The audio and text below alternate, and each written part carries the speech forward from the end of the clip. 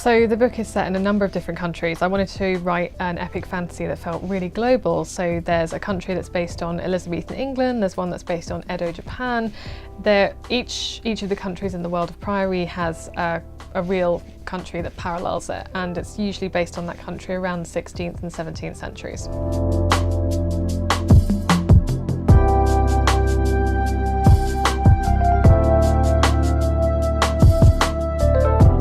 So Emily is an incredibly passionate map maker, and she came and discussed what kind of look we wanted to go for the maps, and she laid out all these incredible kind of example maps from the era that Priory draws on. And it was quite different because with the Bone Season series, Emily was able to refer to real life places. So 7 Dials in London, and then one of them is just a map of Britain and Ireland. Whereas this one, I was trying to get a place that existed only in my head out onto a page. So I had to draw a very, very terrible draft map that looked as if a child had drawn it, and send that to Emily, and then she miraculously turned it into something beautiful that represents the world that I have in my head very well.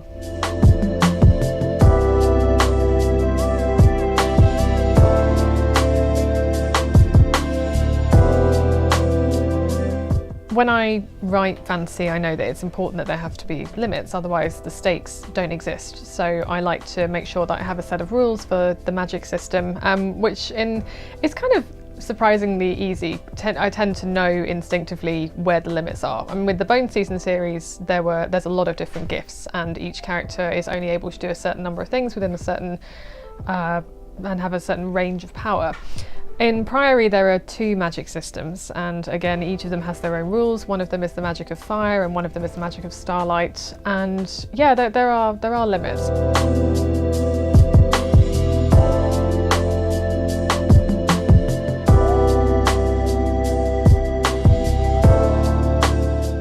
Yeah, so the Priory of the Orange Tree, the magic system is built around the divergence between dragon mythologies on sort of broadly between East and West. And this is a big generalisation. There are examples to the contrary, but generally speaking, in Asian cultures and Eastern cultures, their dragons tend to be associated with water, and they are benevolent and lucky, whereas in the West they've been historically associated with fire and with evil.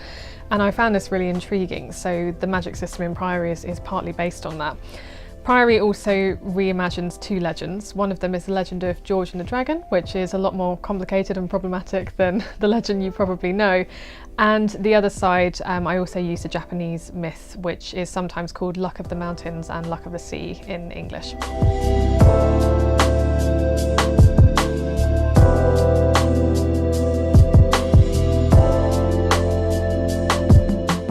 I did go to Japan for a research trip for this book, and I did it was kind of an express tour of Japan where I went to, I think, 6 different places over 9 days. One of my favourite places was Koya-san, or Mount Koya, which is, it was where I got to stay with some Buddhist monks, which was an absolutely lovely experience. I also really enjoyed Osaka, which is where I arrived. Tokyo, of course. I was only in Tokyo for a day, which was very sad. But all of the places I went were absolutely fantastic. And I got to do fun things like bathe in hot springs and visit very ancient palaces.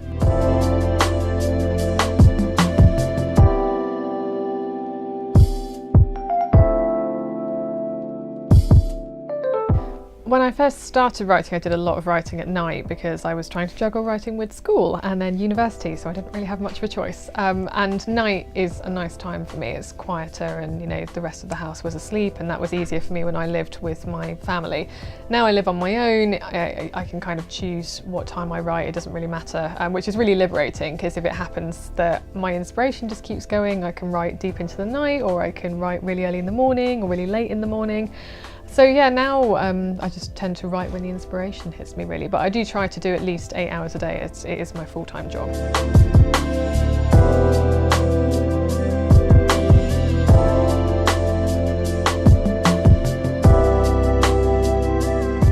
So I love the original covers of the Bone Season series. I think they're really beautiful, and they're kind of a little bit darker, and they sum up the series very well with the kind of symbolic meanings of the covers. However, I also really like the updated white covers, and I think that Bloomsbury just wanted to bring it to more readers, and I do feel like the white ones are a little bit more in keeping with current trends in covers. And this is a series that is going to go on for probably a decade, so trends will change over time, and sometimes you have to update, you know, a book series to make sure that it finds its way to as many readers as possible. So I like either, but the great thing is that there's going to be a collector's edition for all of the books in the series. So if you really like the old covers, then you can order a collector's edition.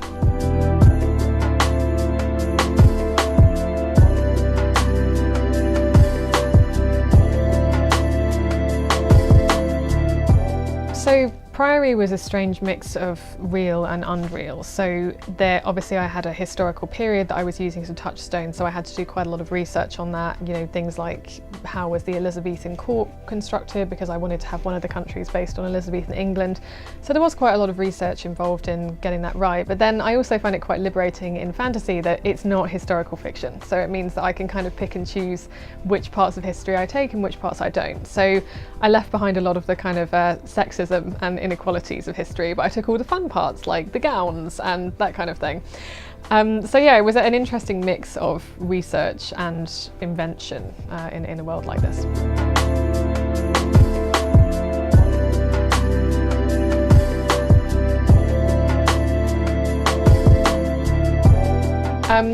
If I could claim any book as my own, I would love to claim either Under the Pendulum Sun by Jeanette Ng, which is an amazing story about Victorian missionaries trying to convert the Fae to Christianity, which that elevator pitch alone is amazing, and then the book more than measures up to it. It's absolutely fantastic. The other one is Daughter of Smoke and Bone by Laini Taylor, and I would love to be able to write like Laini. She just writes so lyrically without ever slipping into purple prose. It's just very, very beautiful, and I love the story. It's just so quirky and romantic and wonderful.